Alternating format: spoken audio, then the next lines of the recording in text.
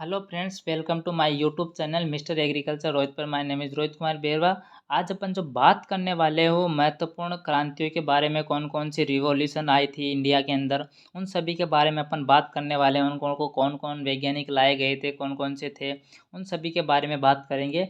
तो अपनी पहली जो क्रांति आती है वो आती है हरित क्रांति। कौन सी आती है? हरित क्रांति आती है। अब हरित क्रांति जो होती है, किसने लाया था किसने नहीं लाया, इसके बारे में बात करते हैं अपन। जो हरित क्रांति था, ये एक चावल और गेहूं उत्पादन की वृद्धि के लिए लाया गया था, हरित क्रांति। और इसको जो लाया गया था वो विश्व में तो एनी बोरलॉग इसके फादर माने जाते हैं, जबकि जो इंडिया में जहाँ माने जाते हैं वो एम एस स्वामीनाथन माने जाते हैं। एम एस स्वामीनाथन ये सबसे पहले लुधियाना, पंजाब, लुधियाना पश्चिमी गोदावरी, तंजावुर तमिलनाडु से लाई गई थी। इसके बाद भारत में हरित क्रांति 1966 से 1967 यानी चतुर्थ वर्षीय योजना में लाई गई थी। और ये जो लाई गई थी गेहूं और चावल के संबंध में लाई गई थी। इसका जो राज्य था, इसके संबंधी राज्य थे वो पंजाब हरियाणा थे।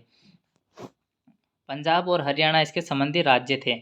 जो इसके गेहूं में बोनेपन हेतु जो जिन लाया गया था वो नोरेन 10 था, जिसे नोरेन 10 जो ये गेहूं का एक किस्म होती है, जिसे अपन वेराइटी बोल सकते हैं। ये जिन होता है जो गेहूं को बोना रख देता है। क्या होता है कि गेहूं को बोना रख देता है। ये आइसोलेट बाई बोरलॉग्स है। ये आइसोलेट जो किया गया था ये भी बोरलॉग के द्वारा किया गया था। भारत में जो बोनेपन के लिए जो उत्तरदायी तो जीन होता है, भारत में जो गेहूं के लिए जो बोनेपन के लिए जो जीन होते हैं वो कौन कौन से होते हैं, जैसे RH1, RH2, RH2 आइसोलेट, ये सब ये स्वामीनाथन के द्वारा लिया गया था। जो ये रिड्यूस जो RH टी मतलब होता है कि रिड्यूस हाइट, मतलब कि इसकी हाइट को कम कर देते हैं, बढ़ने नहीं देते हैं, उसे RH मीन्स ये होता है। नेक्स्ट चलते हैं कि चावल में बोनेपन का जीन कौन सा था। जो चावल के अंदर एक तो होता है गेहूं के अंदर कौन सा था, नोरेन 10 था। और इसके अंदर जो चावल के अंदर था डी डिग्योउजेन डिग्योउजेन, ये इसका जीन था। इसका नाम था ये वो डी डू सॉरी डिग्योउजेन। भारत में जो हरित क्रांति के विश्व योगदान के लिए जो सी सुब्रमण्यम का वर्ष 1998 में भारत रत्न से सम्मानित किया गया था। इसको जो भारत रत्न से सम्मानित किया गया था, किसको किया गया था? सी सुब्रमण्यम। ये हरित क्रांति के योगदान में किया गया था इनको।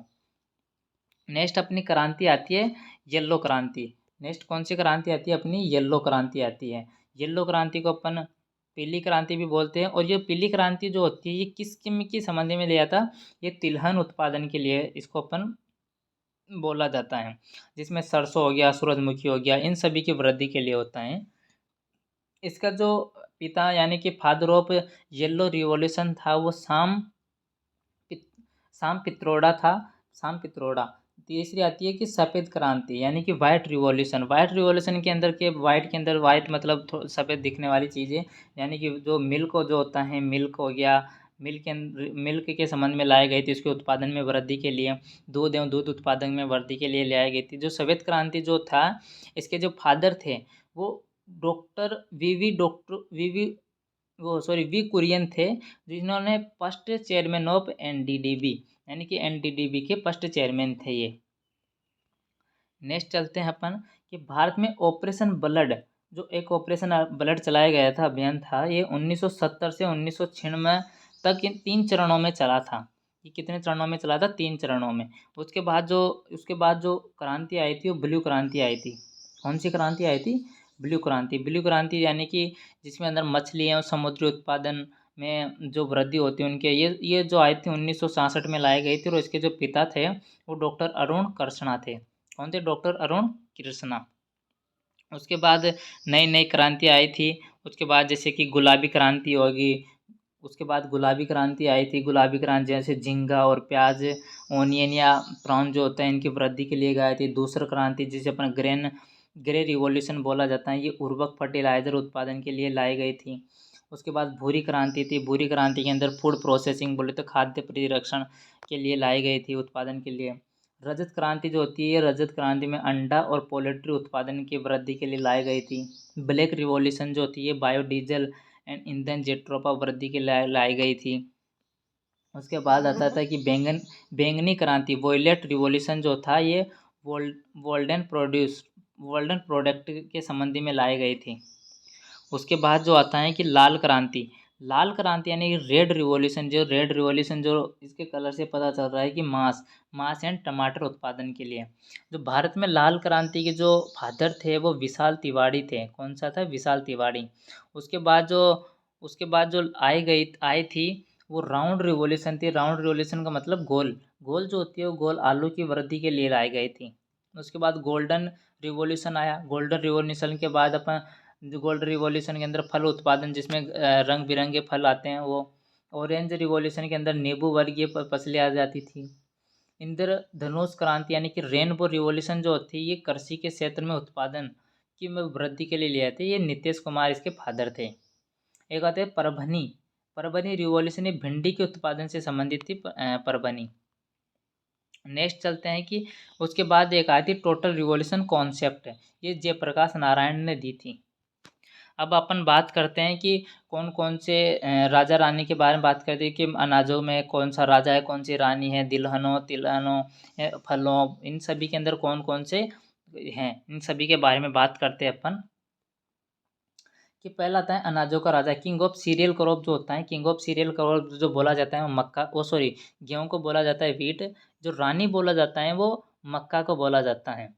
और जो मोटे अनाजों का राजा बोला जाता है वो ज्वार को बोला जाता है। और किंग ऑफ पल्स यानी दलहनों का राजा बोला जाता है वो ग्राम चिकपी यानी कि ग्राम चने को बोला जाता है। और क्वीन ऑफ पल्स बोला जाता है वो रानी जो होती है वो मटर को बोला जाता है। नेक्स्ट चलते हैं अपन।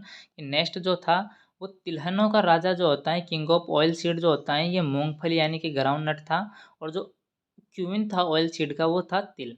और जो फ्रूट का जो राजा था वो मैंगो था। King of fruit, queen of fruit हो गया लीची। मैंगोस्टियन जो होता है ये सबसे ज़्यादा जो फलों फलों की रानी जो होती हैं वो लीची और मैंगोस्टियन होती हैं।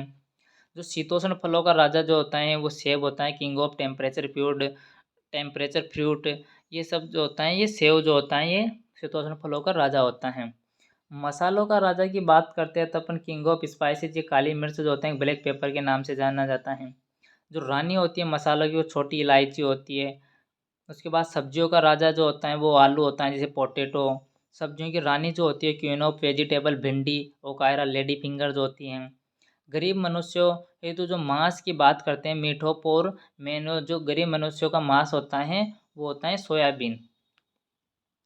अकाल संरक्षण, अकाल संरक्षण जो होता है ये मिलेट्स जो होता है इसको बोला जाता है। जो चारे वाली फसलों का राजा बोला जाता है, जो चारे वाली फसल हो गया उनके राजा कौन था और रानी कौन थी? राजा तो बरसीम था जबकि रानी थी जो थी वो रिचका थी। वनस्पति मांस वेजिटेबल मीट बोला जाता है, जिसको अपन बोला जाता है वेजिटेबल मीट बोला जाता है चावला को, चमला यानी कि काउपी। जो गर्म मनुष्यों का जो फल होता है वो बेर होता है। और इनका घी जो होता है गर्म मनुष्यों का वो तिल का तेल होता है, उसे घी बोला जाता है। और जो मित्र जो होता है इनका, गरीबों का जो मित्र होता है पुअर मेंस फ्रेंड जो होता है ये आलू होता है। और इनका भोजन जो होता है वो बाजरा होता है। बाजरा जो होता है इसके गरीबों का भोजन होता है। नेक्स्ट चलते हैं अपन की शुष्क व अर्ध शुष्क फलों का राजा यानी कि king of arid and semi arid fruits. वो बेर होता है जो गरीबों बेर बेर होता है। और जो गरीबों का जो फल होता है, गरीब मनुष्यों का जो फल होता है उसे भी अपन बेर होता है, ये भी बेर होता है। एक प्लांट जो होता है बैंगन होता है, एक प्लांट के नाम से जाना जाता है बैंगन को। फूलों का राजा तो गुलाब है। भारत में गरीब मनुष्यों का संतरा व इंग्लैंड का लव ऑफ एप्पल, ये इंग्लैंड का जो लव ऑफ एप्पल के नाम से जाना जाता है वो टमाटर को बोला जाता है कि ये लाल लाल जो दिखाई देता है इसलिए इसे लव का नाम दिया गया है। और एप्पल भी इसी के नाम पे दिया गया। जो चीन का जादुई फल जो होता है वो कीवी का फल जो होता है ये चीन का जादुई फल के नाम से जाना जाता है। अमेरिका का पीला सोना हो गया, अमेरिका में जो पीला सोना होता है उस सोयाबीन को बोला जाता है। और यहाँ पे अपने इंडिया में जो बोला जाता है वो गरीबों का मांस बोला जाता है। बैकबोन अमेरिका, बैकबोन जो अमेरिका होती है वो मक्का जो होती है। और इसका जो अपने अनाजों का जो रानी होती है उसे मक्का बोला जाता है। और वहाँ पे जो बोला जाता है इसको बैकबोन ऑफ अमेरिका बोला जाता है। जो कांटे युक्त तिलहन फसलें जो होती हैं जिसे अपन कांटे युक्त जो होती हैं वो होती है कुसुम। क्या होती है? कुसुम। तो अपन आज की क्लास यही समाप्त करते हैं। उसके बाद अपन जो नई क्लास लेने वाले हैं, नई क्लास में अपना रहेगा महत्वपूर्ण शब्दावली। महत्वपूर्ण शब्दावली के बारे में अपन बात करेंगे, कौन कौन से इसके शब्दावली इंपॉर्टेंस और टर्मोलॉजी के बारे में बात करेंगे। तो अगर अगर वीडियो अच्छा लगे तो लाइक कीजिए, शेयर कीजिए। अगर आप हमारे यूट्यूब चैनल पर हैं तो सब्सक्राइब कीजिए। Thank you.